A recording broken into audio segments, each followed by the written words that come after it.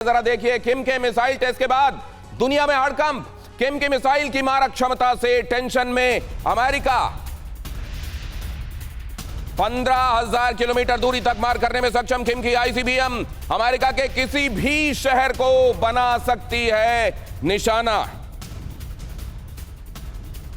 ये जब ICBM test किए जाते हैं तो इसको इस लिहाज से जरूर देखा जाता है कि अमेरिका तक दूरी के हिसाब से ये कितना मेजर करते हैं। ये जो फीता लेकर बैठने वाले लोग हैं, जरा इनको भी मैं समझना चाहता हूं, और किम जोंग उन इस तरीके के कितने फीते लेकर बैठे होंगे ये भी समझना बहुत जरूरी है।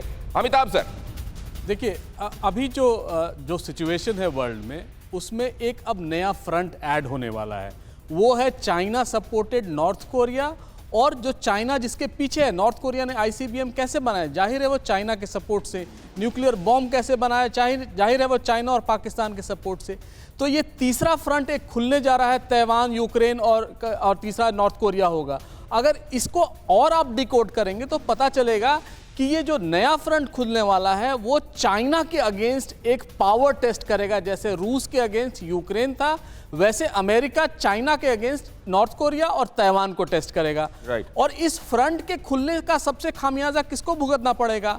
उसके बीच में आने वाले साउथ कोरिया, जापान, वैसे स्टेट, और इनका वेपनाइजेशन प्रोग्राम शुरू होगा। जैसे श्रीवास्तव साहब ने कहा कि यूरोप का जो पीस डिविडेंड था अब खत्म हो गया, वॉर डिविडेंड्स आ रहे हैं, अब इनके आर्मामेंट्स खरीदे जाएंगे। आपको अगर याद हो, एलडीपी के जो लीडर थे शिंजो आबे, जिनका हाल में निधन हुआ, वो पहले से ही कह रहे थे कि जापान को रीआर्म करना होगा। अगर अब जापान रीआर्म होने लगा, साउथ कोरिया इंडिपेंडेंटली रीआर्म करने लगे, तो फिर क्या होगा? यहां टेंशन बढ़ेगी। जिस तरह यूरोप में जो नेटो का कहना था कि हम 2% बजट करेंगे, सबके जीडीपी का 2% जो डिफेंस बजट होगा वो नेटो को जाएगा।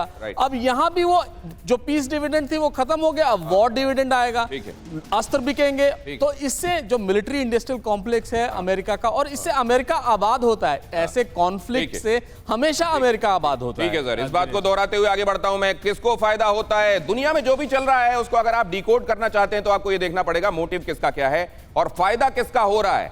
इसमें अगर फायदा किसका हो रहा है के हिसाब से आप देखना चाहते हैं, डॉलर मजबूत हो रहा है और अमेरिका को फायदा है। हालांकि इन्फ्लेशन की मार उस पर भी पड़ रही है, लेकिन पूरी दुनिया में वो मार पड़ रही है, तो अपने आप को वो एक खास तरह का कवच देने में भी कामयाब रहा है। मिलिट्री इंडस्ट्रियल कॉम्प्लेक्स, दुनिया में खतरा बढ़ता है, अमेरिका को फायदा पहुंचाता है। लेकिन किम जोंग उन क्या ये फायदे वाला सौदा समझते हैं कि उनके इस थ्रेट से असल में किस तरीके का फायदा किसको पहुंच रहा है?